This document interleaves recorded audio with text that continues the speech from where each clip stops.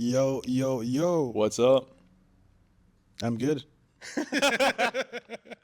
So we recently had 11 Labs come by our place. The head of developer experience, his name is Thor. He was a very, very interesting guy. What is 11 Labs? ElevenLabs is basically software that you can train your voice on, and it has AI generated voices. It's actually super insane. It's very, very cool. They're releasing a bunch of new things, and he mentioned a bunch of it in our talk. So here it is. Sorry to interrupt. So obviously my name is James. Latana introduced me. Thank you so much for coming to our home and for joining us for the fireside chat. Really excited to have you guys. So I really quickly want to just go around the room and just have everyone say their name, what they're working on. So we're going to start with the man of the hour, Mr. Thor. Hey everyone, I'm Thor. I work on developer experience at ElevenLabs. Yeah, maybe just very briefly, if we can go around the room, it would be awesome to get to know you all. Me first. Oh my god. Yeah, wasn't prepared for that. Yeah. Hey, my name is Ilya. Hope everyone can listen to me. Yeah. I'm building my own service for. Okay, how many times have you wanted to? Have you seen a video on any website in the internet that you don't really understand? It's been a bunch of times. Probably a lot. And I noticed that there is no exposure to languages that we don't speak. Like, how many people of you have seen like any Thai videos? They actually have their own video culture. And I was thinking that it would be cool to build something that can translate videos. And actually, what ElevenLabs ended up doing at some point. But when I was building, I didn't know that you guys were going to end up in that space. Let's go. Thanks. Yeah, just very brief. There, we're building chitchat.gg, which is a social platform to connect people and have more human connections in this digital world. Well, I'm David. I'm wearing multiple hats nowadays in cybersecurity and defense. Yeah. That's Doing also very short. I'm doing also cybersecurity, running the fastest growing cybersecurity company in Germany for critical infrastructure as a military. And we're doing like amazing products for this. So. Nice. Cool. I'm Davis, I'm from Latvia, and I'm working on ecom.ai, which is AI agents for e-commerce and helping e-commerce brands to appear in ChatGPT search to sell their product. Hey, I'm Elizabeth, and I do developer relations at Lappy. It's an API for voice agents. Nice. We actually... He's happy? So, Hi, I'm Leia. I work in marketing and I'm here in San Francisco shopping around for different AI solutions that we can offer to our clients. Hi, I'm Wayne Sutton, head of Community Convex. We're an open source reactive database for apps and AI applications. We also have Thor Schaeff, is a live coding platform, and I run the community and the startup program. Awesome. Very nice. Hello, my name is Ethan. I'm from South Africa, living in San Francisco, and also in cybersecurity for enterprises and defense. So my name is I go QTA. We do partnerships for AI companies, and I also look after the ex-Google and DeepMind network for European company. Hey, my name is Ashish. I am an engineer. I make guardrails to make LLMs less useful. My name is Katrin, also AI engineer. I work on speech inclusivity and trying to make sure that ASR models understand also non-standard speech. Hello, I'm Oli. I'm an intern at Talktastic, which is a speech-to-text AI model. I'm Yusuf. I run Talktastic, but also starting an AI agent, voice agent company. Awesome. Very nice. All right. We got a lot of interesting people here. Obviously, it sounds very topical for what we're working with here. So, Thor, I want to start. Obviously, we spoke a little bit before, but I want to bring everyone else in to the context window. Tell me, what did you do before ElevenLabs? Oh yeah, so I actually only joined ElevenLabs 3 months ago, which already feels like a lifetime. You probably know this in AI. 3 months is wild. But yeah, before ElevenLabs, I was building Superbase for the past 4 years. Convex, Superbase, good friends, similar ideas. Superbase. So I kind of was there sort of when it started during COVID in kind of early 2020, and initially invested in Superbase in the seed round, and then joined with the Series A, and so kind of was there from like 800 databases to 2 million databases, kind of from YC to unicorn, which was a really cool journey, kind of the past 4 years. And before that, I was close to 6 years at Stripe. Actually joined Stripe in early 2016 in Dublin to build up the German-speaking support team. So I'm originally from Germany.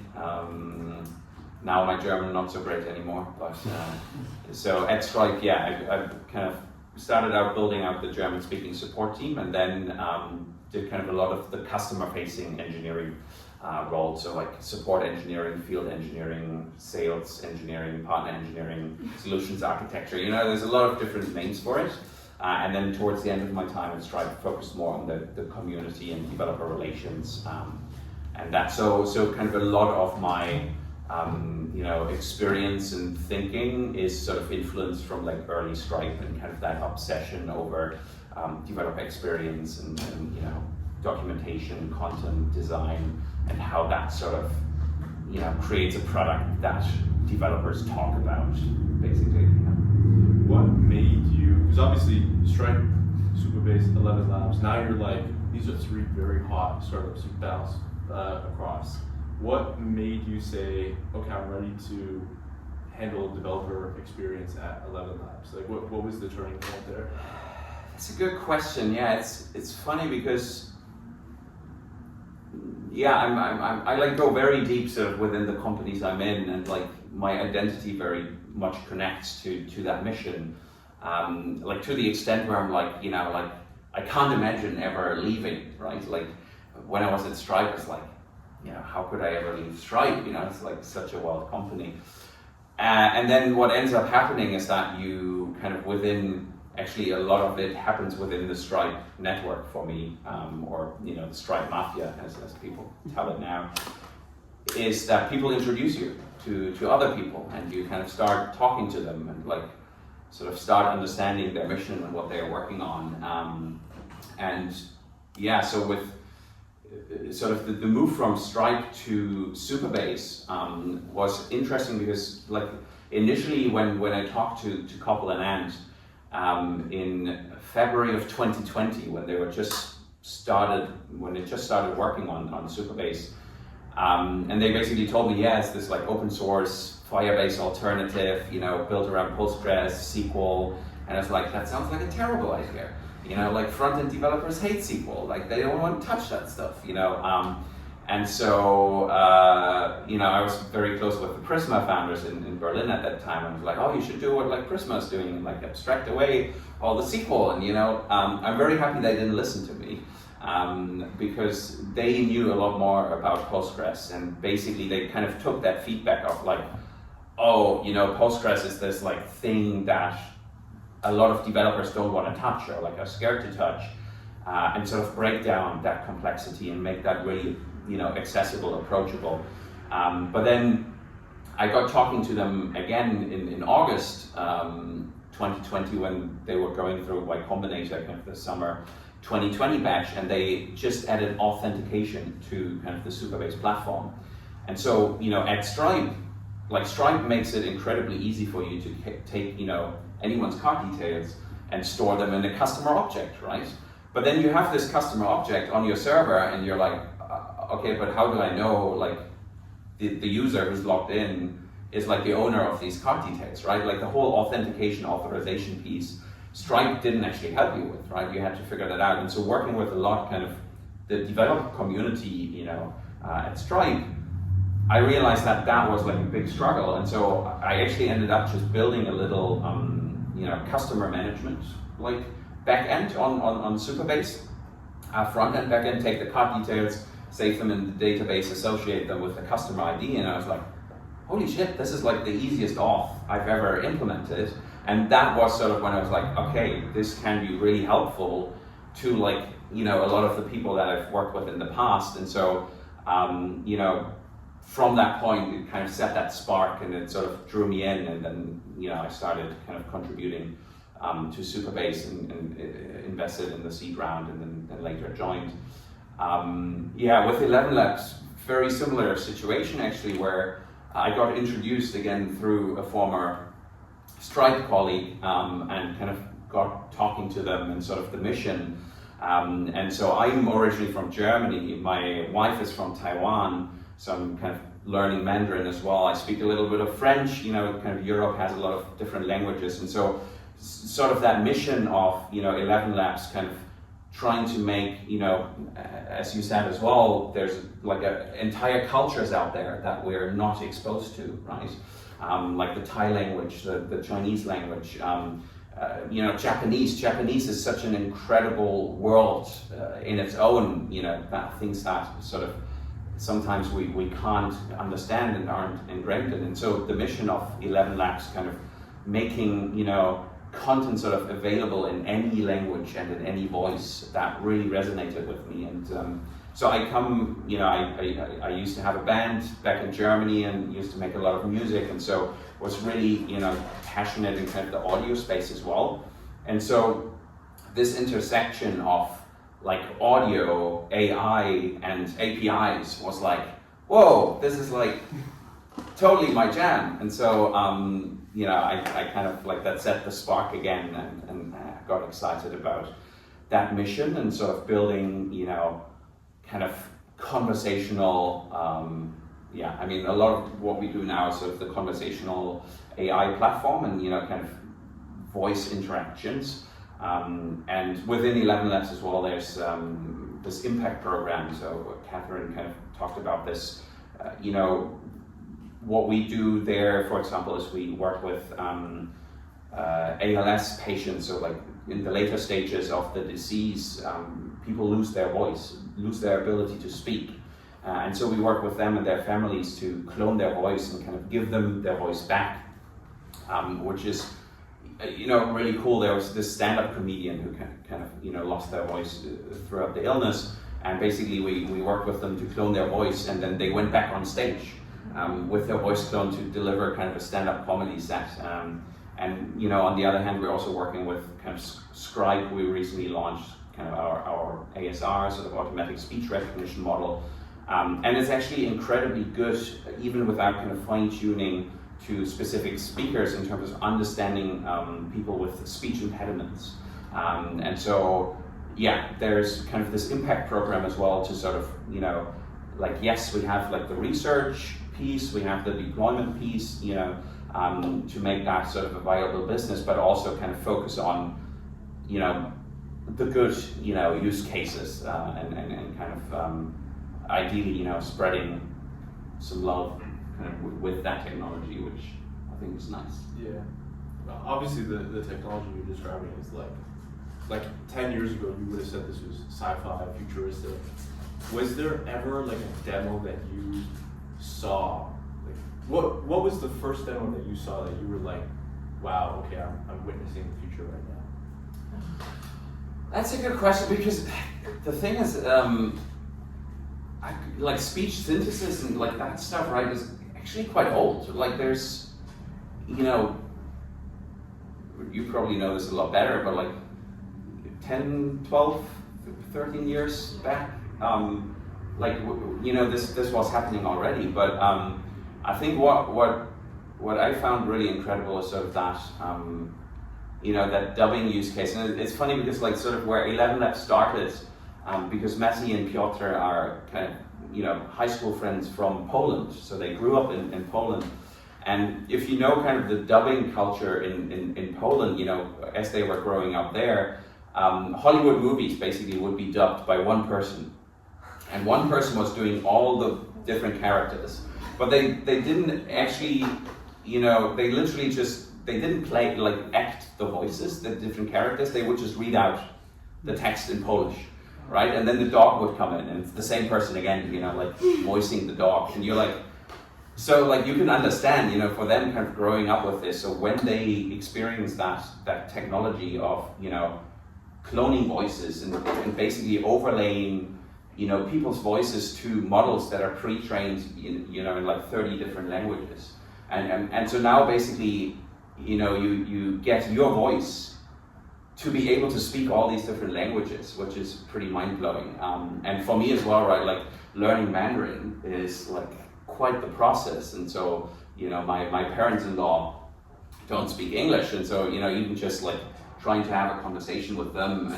And so, that use case, and I think for me it was sort of when I was like seeing this dubbing, and I was like, okay, it can't be too long until this is like real-time dubbing.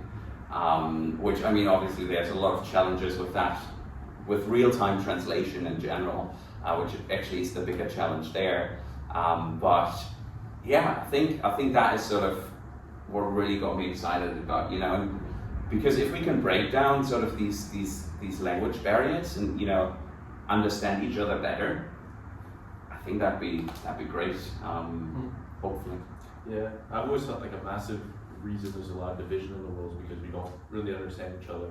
So it's almost like there's an ethos behind this, like ElevenLabs or just voice cloning and being able to speak other languages. Yeah. But obviously, like you said, it comes with a lot of challenges, right? So were there any like major engineering hurdles that you guys had when you're trying to like deploy this for a bunch of different languages? Is there anything? Yeah, that's a good question. So I mean, I'm only 3 months in, so probably some of you know actually more about the ElevenLabs than I do. So it's still very much a journey, but so I personally don't work directly on kind of the research or even the deployment of the models. But so my team works on kind of the APIs, the client libraries, the documentation. So kind of the interface that is sort of what the user for us in terms of the developer interfaces with. So that is kind of what we're focused on. I think the biggest challenge there, just kind of looking across the past 3 months, is that sort of ElevenLabs is incredibly young. It only really launched sort of early 2023, right, which is not long ago, and done incredibly well in kind of targeting sort of the media and entertainment industry and use cases, and basically building, not specifically for developers, but building kind of applications on top of sort of, this research and APIs, which also means that, there were quite a lot of shortcuts that were taken in terms of like, getting out these APIs to like build the products on top. And so I think a lot of what we're doing is now just kind of, getting all the teams sort of on the different page to focus on building kind of the best developer experience possible for, a wide breadth of developers, may that be web, mobile, machine learning kind of use cases, to make sure kind of all these different developers have a great experience building on the platform. Where are you seeing the most usage now, like in all those different verticals? That's a good question. I mean, yeah, it's interesting because there's actually a good amount of like enterprise usage, right? So a lot of the use cases that are really kind of coming up are sort of around like, support interactions.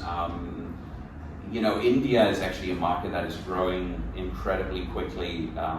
There's like, I just came back from India last week, and we were doing some events in like Bengaluru and Chennai.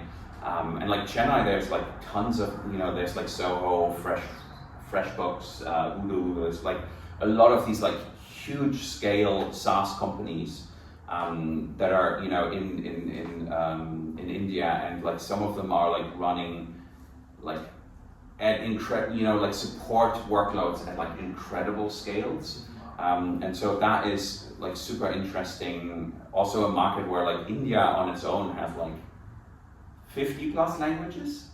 And it's interesting, I don't know if you spend much time there, they actually mix the languages together. So it's like in like Chennai, they mix like Hindi and Tamil, and then like in Bengaluru, they speak Kannada, and it's like, it's wild, So like, And that's, yeah, I think that's a super interesting market, and I think I went very far away from your question. I don't even. It's okay. I mean, I can just like enterprise, like that's kind of one of your big markets. Yeah, so enterprise is a big one, but then obviously we're working with a lot of kind of the AI startups in the Valley as well. I think yesterday there's like Icon, they're like generating kind of sort of ad voices sort of for generating ads. I think there's I think that's a great thing, is like voice applies to an incredible breadth of use cases. So I think the fastest growing one is kind of the conversational use case of agents, conversational AI agents. There is people are building like language learning apps sort of for kind of targeted education, sort of individualized, right? Like education of languages, and so that is where kind of these multilingual models come in, and that's super interesting. Yeah, I mean the other thing that we do is in terms of like actually working with voice actors and like giving them kind of a platform to share their voice. So we have this voice library where we have like 5,000 plus voices. Actually, if you need a good voice, you can look for Thorsten, German engineer. That is my voice code on the platform, and anytime you use that, I get royalty payouts. This is a little bit of an advertisement. Yeah, no, that's mainly why I do these meetups, to tell people to use my voice for your startups, right? So like, and if I can get just one conversational AI company to use my voice, I'll be set. No, but yeah, so I think this is like incredibly interesting in terms of like the different, also accents. There's like an incredible breadth of like different accents in like different languages. And I think like, yeah, that's just super exciting. Like as you start interacting with the platform, kind of getting a broader view of like the world and the different languages that are being spoken. And Mr. Beast was kind of an early user and actually uses ElevenLabs to dub his content into Hindi for like, a huge audience in India, right? And so yeah, I think that really is, again, sort of technology that maybe brings the world closer together, ideally, and kind of helps us, understand each other. Makes a lot of sense. I think I would love to know, maybe you have some insight like into the history, or maybe it's happened in the last 3 months that you were there. Was there any like big product decisions or big product features that you released that really accelerated adoption of your platform? Yeah, I think so. Like what we're working on right now is kind of the next iteration. So we're currently kind of the multilingual V2 models, and so the V3 models, which we've now internally seen kind of previews, are pretty incredible. So the V3 models are going to bring like even more languages. So I think currently we have kind of 33 different languages for speech generation, and for speech to text, so for transcription, we have kind of 99 different languages. But so the V3 models specifically for speech generation are, kind of give us even more languages, including, like languages like Cantonese, or like actually, I think there's like 11 additional Indian languages that are like added to the platform, which, just kind of in terms of obviously like global scale and adoption is really exciting. But then also with V3, sort of what is coming as kind of this director's mode, where you can, basically just like a movie director, actually instruct the voice to act in like a certain way. And so I think that is really exciting, just in terms of like, yes, the V2 models are already like very human-like, but like if you generate kind of long content, you will find sort of places where it trips up. and just the quality of the V3 models, and the research team has just obsessed in like training that in, you know, a huge catalog of different languages. And so I think that is like, I'm really excited about that kind of being released soon, which is, yeah, I think like gonna increase adoption even more. But then, yeah, obviously in terms of like the use cases, like the conversational AI, just in terms of like amount of speech being generated, because it's this use case of, you know, one-on-one conversation. And actually with that as well, with the V3 models, what is coming is actually multi-voice conversations. So basically where you can have conversations with various different voices, like in the same conversation, which is pretty freaky, you know, kind of, but also quite exciting. Yeah, so I think that is probably actually more foreshadowing sort of into the future. Sort of in the last 3 months while I was at ElevenLabs, we've launched Scribe, which is the transcription model, kind of, you know, in terms of the benchmark, sort of industry leading in terms of the word error rate. So that's sort of what you're looking for in transcription.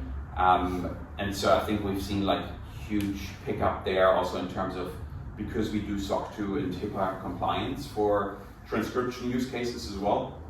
And so we've just seen a good amount of sort of, yeah, healthcare use cases as well sort of come on board with that. And yeah, I actually built like this, I don't know if you're coming to the meetup tonight we're doing with Sourcegraph and at the Planet Scale office. But I'm going to show, I built this like Telegram bot where you can like forward voice messages. It's actually, I think like if you have Telegram, you can just search for like ElevenLabs transcription bot or something like that. And so you can forward like videos and voice messages to this bot. And like sometimes when I'm like on the flight, I just like record a voice message, and you know, like it's incredibly noisy and like you're just listening to, and the model is incredibly good at like understanding even with, you know, like huge background noise and kind of interference and stuff. And so, yeah, even though we don't have a lot of insight, and like the research team is, you know, for various reasons quite sort of like siloed in a way.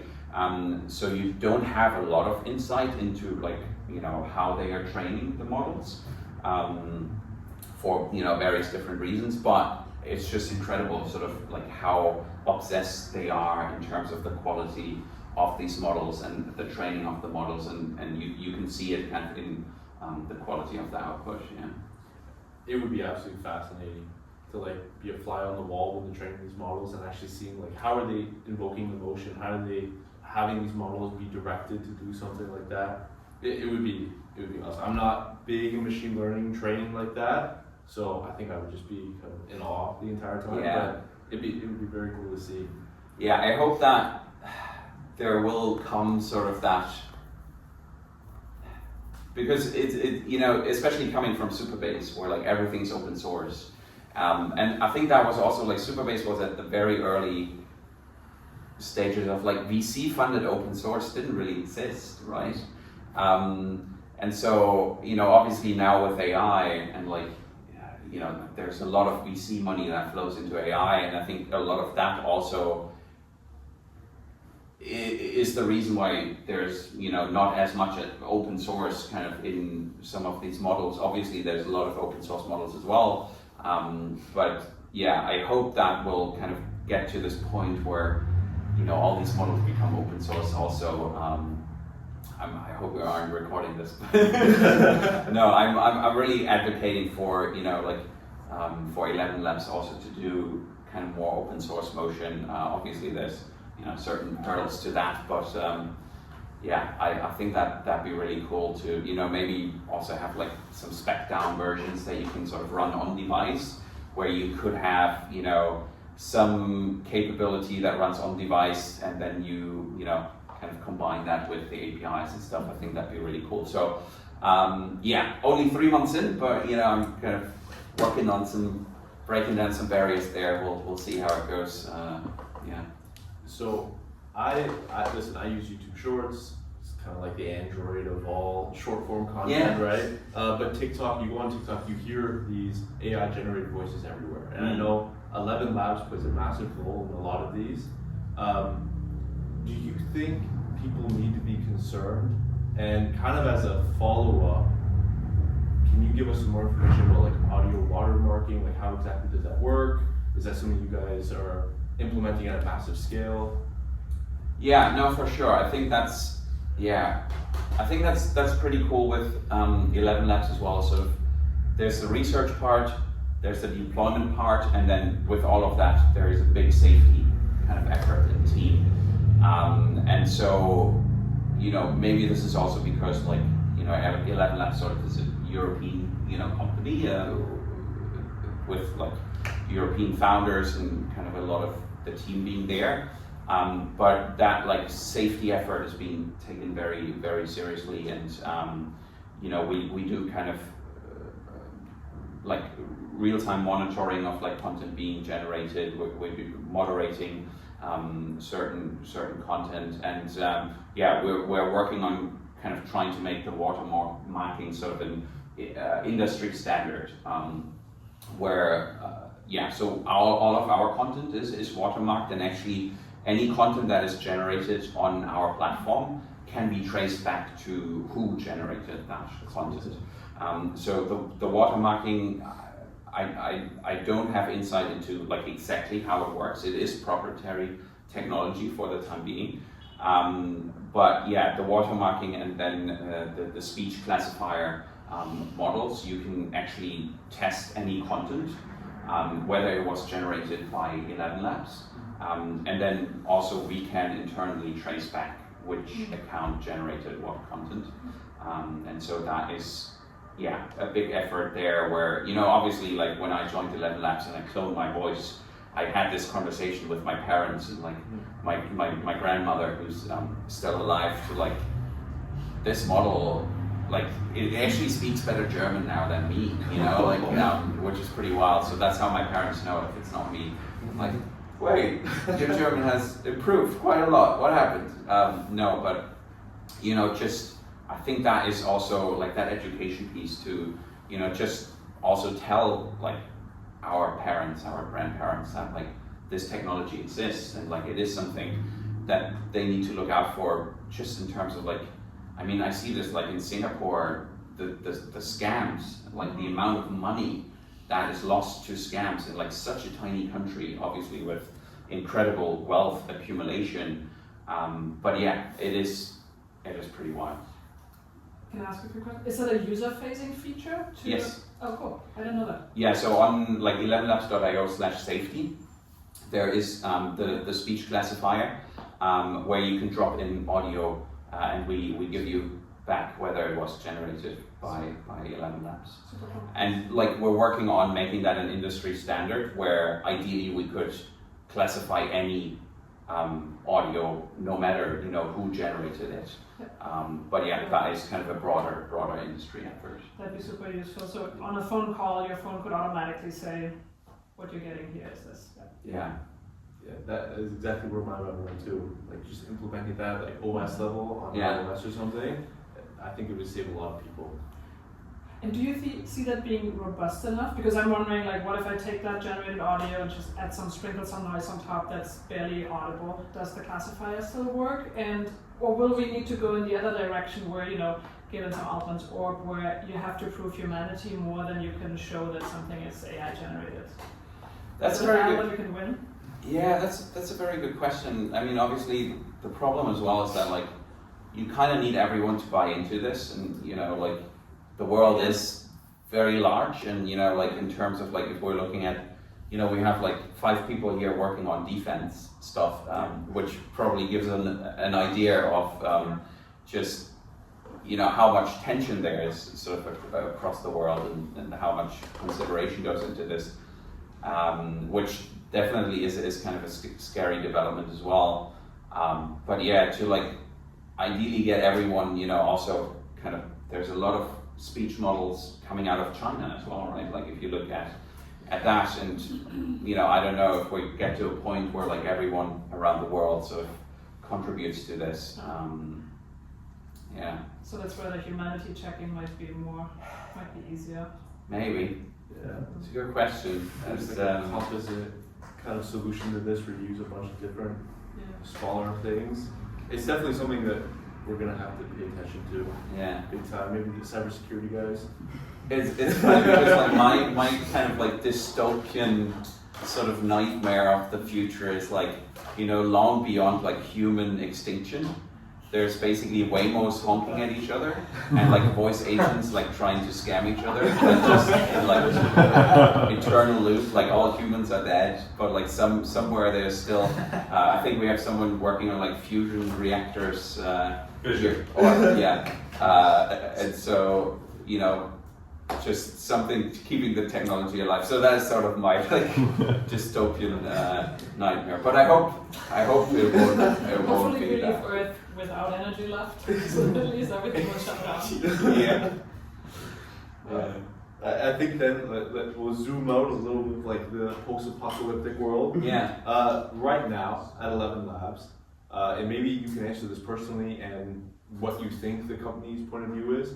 Are you looking to be like the AWS for AI audio, or are you looking to more be like a creative suite, sort of like Adobe or something like that?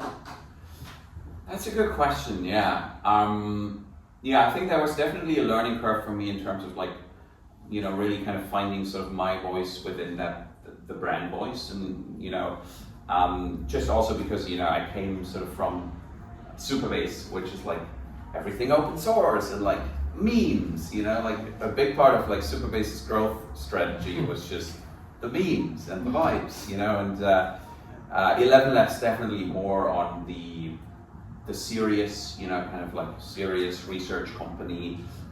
So it took me a while to like kind of get sort of find my voice within the brand as well, and that was a difficult transition for me as well, because like if I look at sort of the audience that I built across like social media, they kind of love that sort of like bubbly Superbase open source content, right? And now suddenly he comes with all this like serious stuff, like what is that? And so I definitely noticed that in like my engagement on like Twitter and platforms.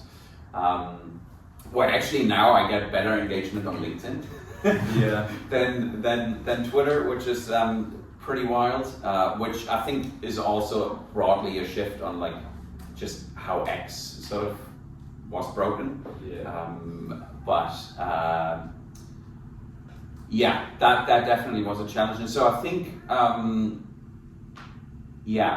one challenge that's sort of interesting within ElevenLabs is that because obviously it is building applications, directly for businesses, for media and entertainment. And so, at the same time we're building the developer platform.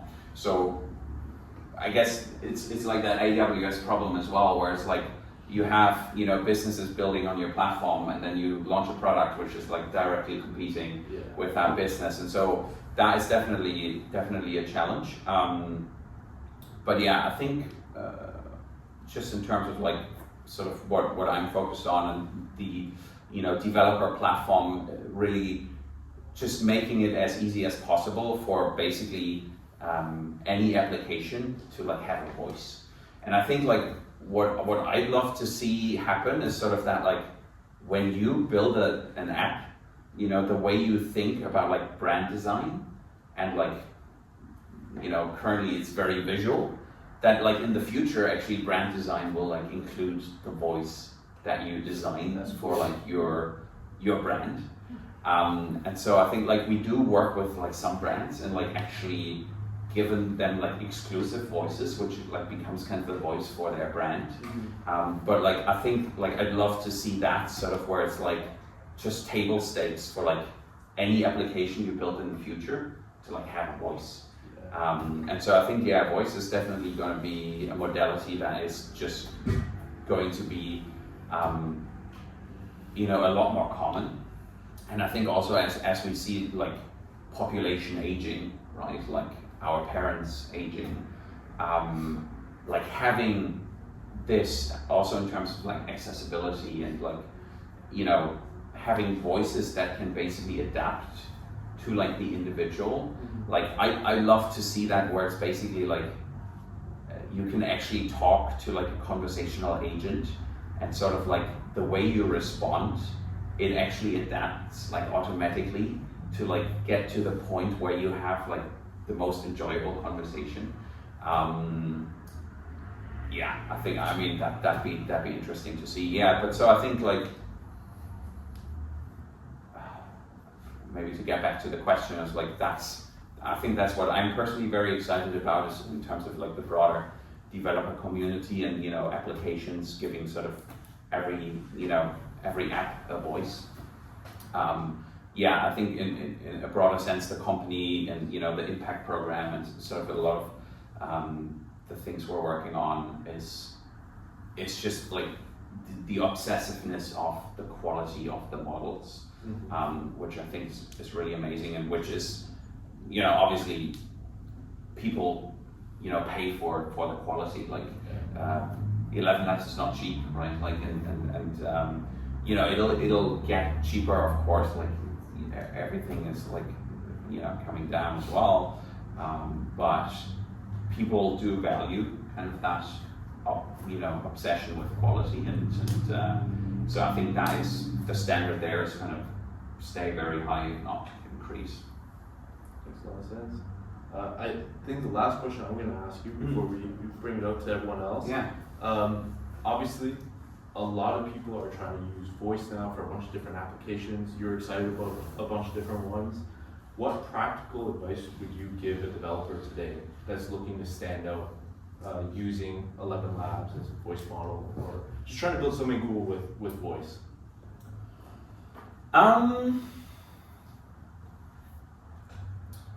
Yeah, that's, I think what I'm like really excited about is sort of the, you know, like bringing kind of voice also into like the real world, and sort of like the combination of like voice and hardware and kind of things like that's where I'm kind of trying to build some demos as well. And it's like I'm actually talking to like some conferences to see if we can build like AI escape rooms like at the conference, like rather than like a traditional conference booth, to like, you know, yeah, I think that'd be super cool. Yeah, I think there's a lot of cool things, like also in terms of like the hiring process, also talking with like some conferences to like make the CFP process conversational, right? Because like if you've submitted like proposals to like conferences, like you have like the tab open for like weeks and weeks until like the deadline comes, and you're like, you know, just need to sit down and like put it all together. Like if you could just like talk, you know, and like brainstorm your ideas, and then the conversational agent actually like works with you and like refining sort of your talk, and kind of, you know, I think just really sort of making applications like actually delightful to use. Also like submitting health insurance claims, right? Like who enjoys that? And so I think like if we can incorporate kind of voice in like taking some of the like user experiences that are just like super annoying and tedious, and like trying to make them delightful, I think that'd be super cool. You got me thinking even now, I'm like, you know, I drive a lot. When I'm in the car, I would like to be able to do stuff besides, like obviously I don't want to use my eyes and take my eyes off the road. So having an opportunity to converse with someone that can actually get tasks done on your behalf, like kind of building that virtual assistant, but with voice first. Yeah. I think is I think cool. We saw that, when was that, yesterday or 2 days ago, when Y Combinator put out the new sort of areas they are looking to invest, like voice agents is a big one there. So I think there's a lot that can be built. Actually, I just came back from Stockholm, where there's like, you know, obviously Lovable and a bunch of like really cool AI companies coming out of the Nordics at the moment, which is really awesome. And there's, I don't know if people know Pontus. So Pontus in Stockholm is building Midday AI, which is kind of like, you know, small, medium business owners, like giving them sort of like AI powered insights into their business, and like you connect like your business bank account, and you know, kind of analyzes all that and your invoices and everything. And so now he's using ElevenLabs to basically generate your daily business podcast. So like every morning you could just listen to like your business figures and like, you know, like, okay, how much runway do you got for like, and which is like super cool because. And a therapist right away. Yeah, exactly. You go straight from the podcast into the therapy session. Yeah, that could be interesting. But yeah, no, I think just like generating that more dynamic, because you know, who likes looking at dashboards? Yeah. So could be cool, and then you can share that podcast with your board, and you know, like, or what have you. Or so yeah, I think there's some really exciting things being built, and like. Yeah, what I'm trying to do is sort of, you know, obviously just learn as much as I can, and then, you know, kind of teach and inspire others. Yeah, with like some cool demos and applications. Hello, good a lot. Okay. Anyone have questions?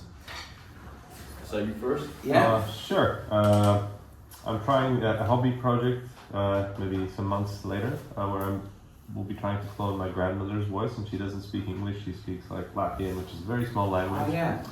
I'm thinking, what are your thoughts on like these niche languages and models and yeah, I don't know the question fully, but kind of is it, because I know ElevenLabs is 30 languages, I guess. There are probably plans to add more. Yes. Yeah. So the next iteration of models will add a lot more languages. I don't know the entire list. So in the end, it comes down to like the quality of the training data. I think that's the biggest challenge. And like we've seen as well, like people reaching out of like languages that are just dying out. Like I think like in Canada there was someone that like some Inuit languages that are. There's just not enough data on like training data available to like get there, and so yeah, I think it's that is like an interesting challenge in terms of like, okay, can we get like enough high quality data to be able to train these models in all these different languages? So I think in the end it's kind of a problem of like data and time, and yeah, I guess prioritization as well, because like the training of the models definitely eats a lot of resources, right? So does that answer the question? I don't know. Yeah, there is one thing I guess is the demand. Obviously, if the language isn't that demanded, it doesn't make, even if you have the training data, it doesn't make sense to clone or to train a model on it. Yeah, although I'd like to think, you know, also with looking at things like the impact program and that it's not just purely a financial decision, but like actually sort of giving people tools that is like helpful to them. Yeah, but obviously you're juggling that with like expectations from investors, and so, you know, it's always a balancing act, I guess. Yeah. You mentioned briefly about open source, so this is something I'm thinking about as well, because I'm sure you're familiar with PipeCat. Yeah. And I see developers loving that a lot, because developers, even when it's developers just love things that are open source because they are open source. Like they're giving nothing else other than the fact that it is open source. They will not build anything custom, but they just like it because of the philosophy. And so I'm thinking a lot about that because, well, obviously Bappy's closed source, like the core infrastructure is, and I think that there's some things that we could for sure like that don't need to be closed source. Agreed. And like there's actually we're not going to lose out if they're not open source, if they're not closed source. How do you think about that? Do you think about like building on new functionality that, or like would you prioritize building on new functionality that is open source, or like backtracking? Yeah. Yeah, that's a very good question, and I mean, I personally would love for everything to be, you know, open source. But yeah, we're just not kind of there yet, which also makes sense. So, and you know, like you also have like lawyers and all that to deal with. But yeah, what's the right answer here? I think like I don't have the answer here yet. Like I'm sort of, you know, feeling out kind of what makes sense, right? I think there's certain things like, especially with like agents, and you know, there's a lot that goes into like cutting down latency, and like also the like interruption and turn detection. You know, and like these models are not like super critical in terms of like on its own. So it would be super interesting if like, yeah, if we can open source like some of it. But yeah, I think it's just generally a shift where like the really sort of developer focus for ElevenLabs is still quite young, and so we're, you know, really just kind of focusing on the developer experience for the time being, and really getting a better feeling for like what people are building and what they need, and then hopefully from there we can sort of see like what we can. Do you see people moving to KiteCat at all? I think it's different audiences for the time being, so I don't think there is that much overlap just yet. I think like people choose kind of the ElevenLabs conversational AI platform specifically for kind of that end-to-end offering.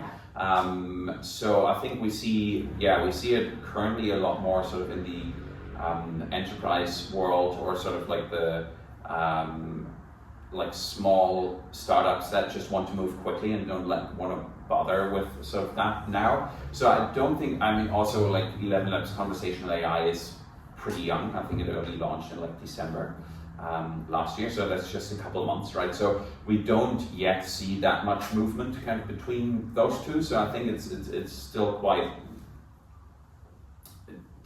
distinct user bases, quite separate. But yeah, no, I mean, I love what Daily is doing, and Quintler is, you know, like awesome, and the entire team, and like the resources that they've built, and you know, some like of the guides and stuff is like really cool. And yeah, I'm trying for us to like get more involved with like the open source stuff, because I think like for the community it's just great to have. Yeah. Are you?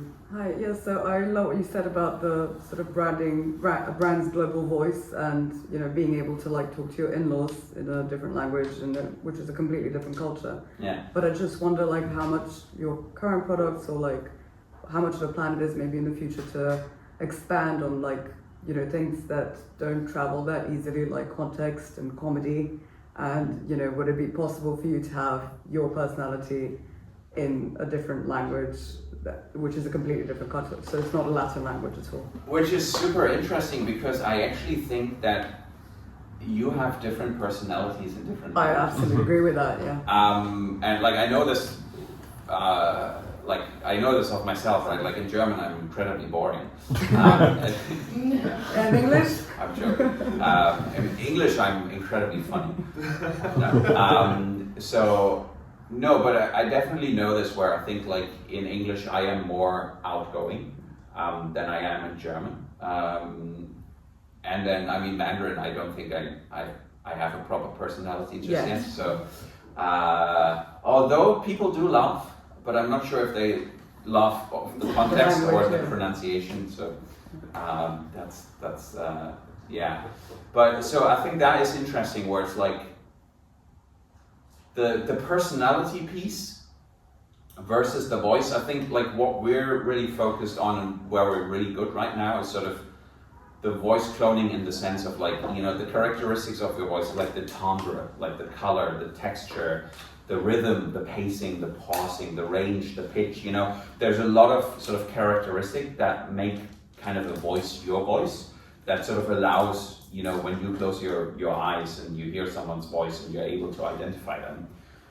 So we're like using these characteristics, and I think we've gotten really good at like being able to, you know, generate kind of these embeddings and fine-tuning the models on those characteristics to basically make the multilingual model speak in your voice. I think the personality is a very interesting, so when you're building kind of conversational AI agents, the personality is actually more encoded in like the system prompt of kind of the intelligence model, so to speak, or the LLM. Right, in our case, we go through text and LLM kind of within the platform. There is kind of full duplex models, right, that go just sound token to sound token directly, which has, all has like pros and cons. Like the full duplex models, you're flying blind. You basically rely on the intelligence of the model to actually do something intelligent. Whereas like if you go through text, it makes it easier to monitor kind of what's happening, and like also in terms of like integrating it with RAG and other tools. So I think what we find is, for now, if you're building sort of scalable conversational agents, like the going through text and like LLMs is more scalable for the time being.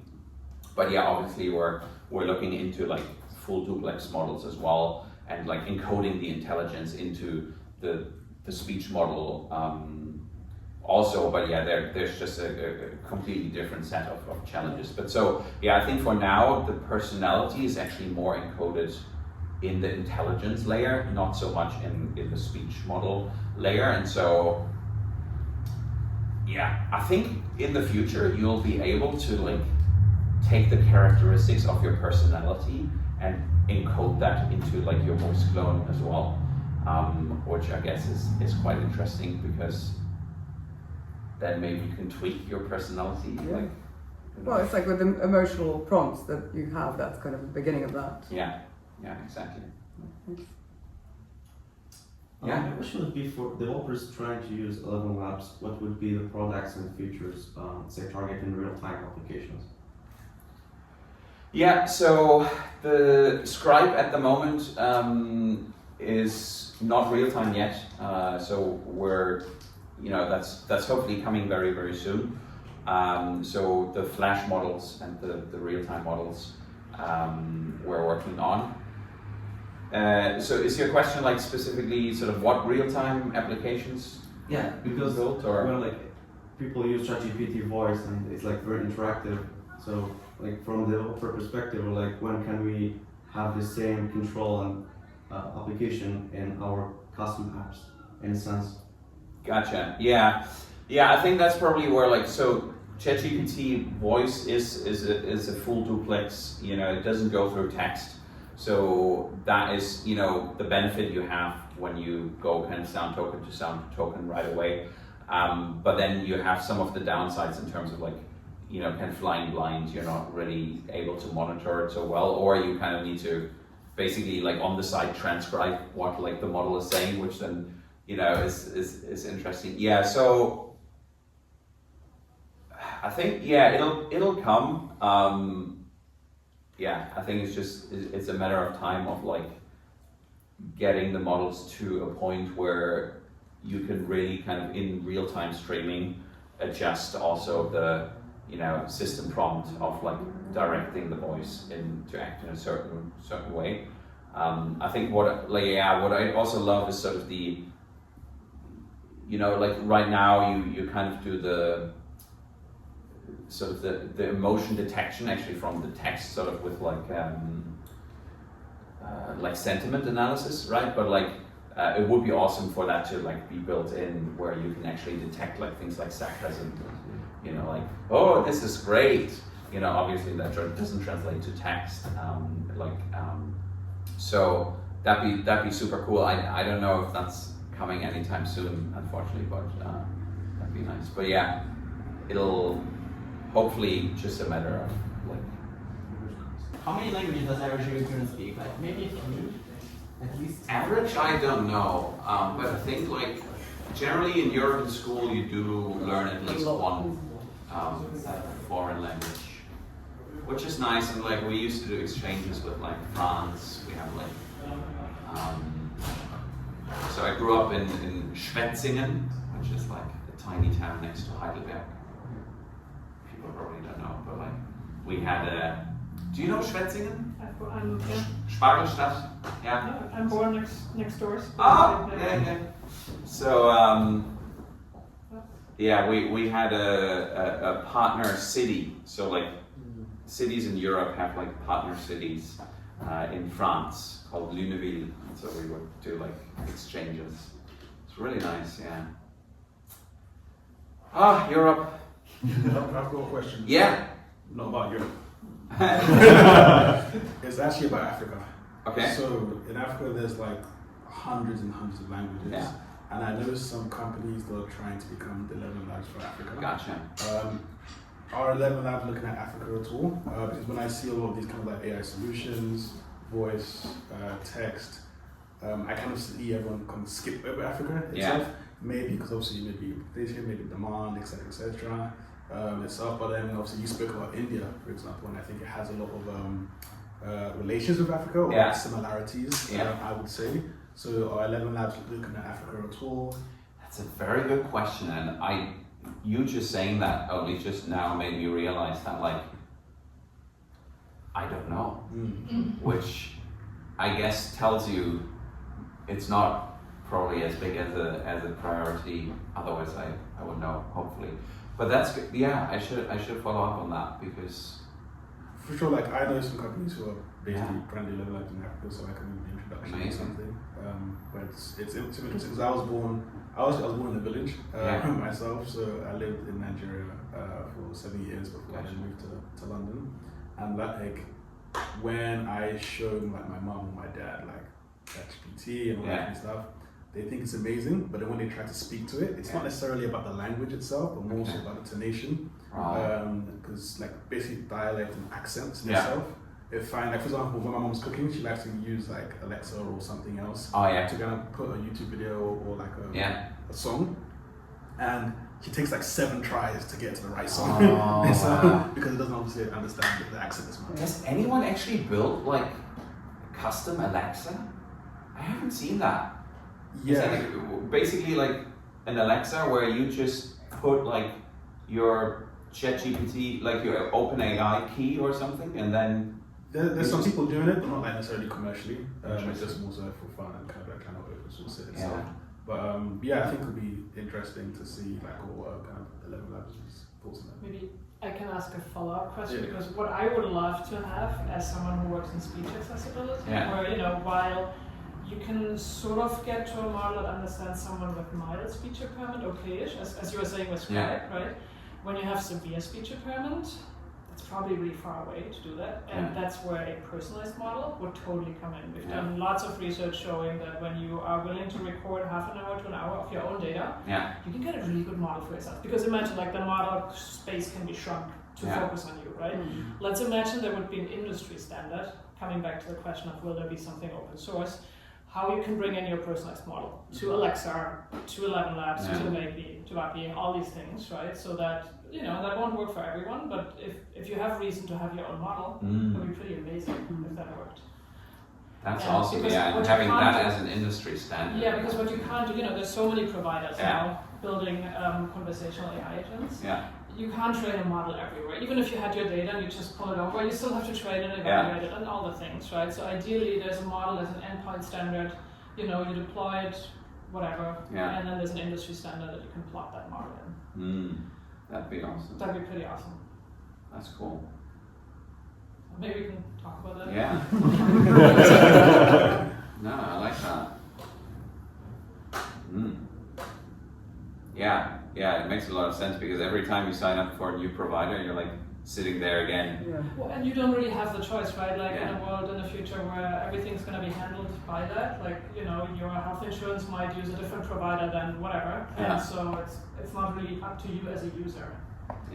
And so if that model could even come with you, it's on your phone or something. So the moment you call somewhere, you can choose use my model.